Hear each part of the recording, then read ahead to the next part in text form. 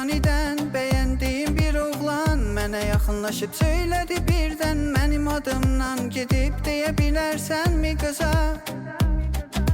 Mənim onu sevdiyimi, məni isə sakitcə gülümsəyərək söyləyərəm. Nə var ki burada dedim səssizcə gedib.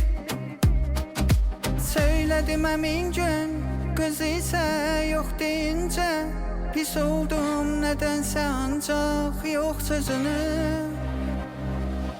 Onu söyləyincə gülümsədi mənə.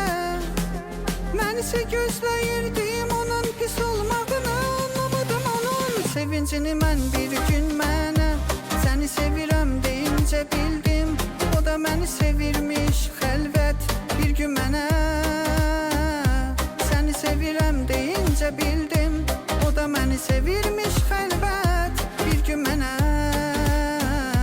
Səni sevirəm.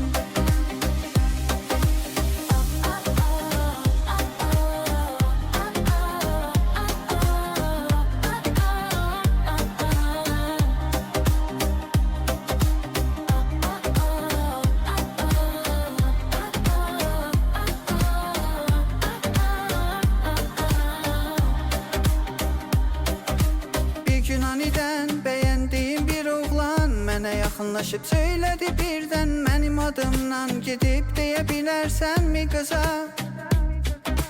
Mənim onu sevdiyimi, məni isə sakitcə gülümsəyərək söyləyərəm. Nə var ki burada dedim səssizcə gedib. Söylədim əmin gün, qız isə yox deyincə pis oldum nədənsə ancaq yox sözünü.